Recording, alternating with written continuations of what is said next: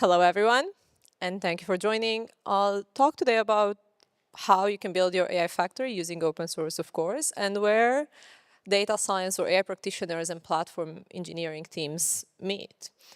And if you look at these two teams, in reality, there are different challenges. If you're an infrastructure maintainer, and I'm sure many of you in this room are, you deeply care about the stability, the reliability of your infrastructure. You want simple data operations because otherwise it gets complicated to maintain in production. And most of the times you want no downtime, even if that's impossible. As little as possible is still good enough. On the other hand, AI practitioners, I like saying that they like and they want the latest and greatest. If there is one project that gets announced today or this week, that's what they would like to try next week. Ideally in production as well. So there is obviously a friction point between the two of them, and their ideal infrastructure looks completely different. Back in the days when I used to do data science, the do-it-yourself approach was the one that I preferred, and it is even nowadays the approach that most of the practitioners like. They look at Kubeflow and they want to integrate it with Spark and with Feast, and ideally they want to build their own platform. Guess what? There is a challenge with that because the data operations become challenging. They are not as smooth as the infrastructure team would like them to. And this is why, if we think of who looks after the infrastructure themselves, they want something that's strong, that runs well in production. Oftentimes it's quite opinionated as a platform, but it reduces risk of downtime. So there is a question that we often have, but before we get into that, let's recap the challenges. There's a tooling fragmentation on the market. There is another ML platform, ML software coming up every other day. One of my colleagues used to say that the AI world is a zoo because it's always new, and whereas it's always exciting, it also means that it leads to complex architectures. At the same time, there are a lot of security and compliance requirements, and they continue growing, primarily because whereas in the past data was the only or was the most valuable asset that the company had, nowadays models fall into the same category. And then last but not least, there's a long, I would say, handover time between the moment you have your infrastructure up and running, your AI infrastructure up and running, and the moment AI practitioners can use it. And there is a question we have oftentimes. Can we make everyone happy? And more importantly, how can we do it? I like saying yes, I'm an optimistic, of course.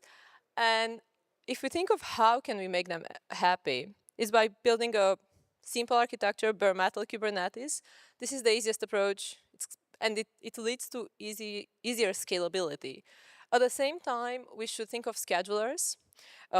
Compute is still a scarce resource, and ensuring that it runs well is what we care the most about. Whether we talk about Volcano or we talk about Kai, having schedulers is very important.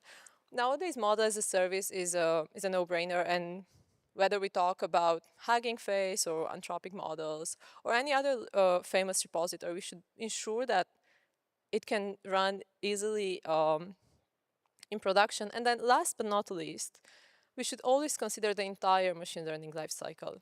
It is true that most of the organizations focus on inference, but at the same time, we should not forget about training, and we should not forget about model optimization. Even if it's an LLM that you take from, let's say, Hugging Face, you should still be able to fine-tune it for your use case. And that's quite important as well. I already mentioned Kubeflow. I already mentioned Feast, for example, but if you think of the other components, Kati or Kserve are just some other examples that need to be considered. So how does the architecture look like? Because that's what I started with. How does your AI factory look like?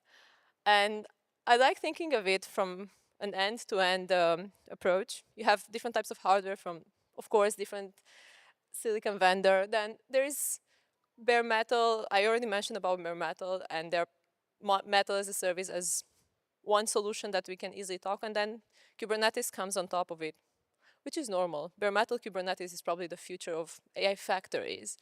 Now we go up the stack and we focus on the model repositories that we already mentioned, as well as open source tools for covering different steps of the machine lifecycle. At the same time, don't forget about the GPU schedulers. Don't forget about your CSIs, CNIs, of course. And on top of that, you have the AI workloads. Whether we talk about RAG, which has been often mentioned at the previous KubeCons, or we just talk about simple model as a service with metering embedded. You do need different types of workloads, especially in an AI factory. And then across the stack, security is important. Immutability can easily be covered with something like Kairos, for example. And then you do have Coco for confidential containers. That's quite easy, right? And then if you go down the stack, since I started from the top this time, DPUs are getting more, I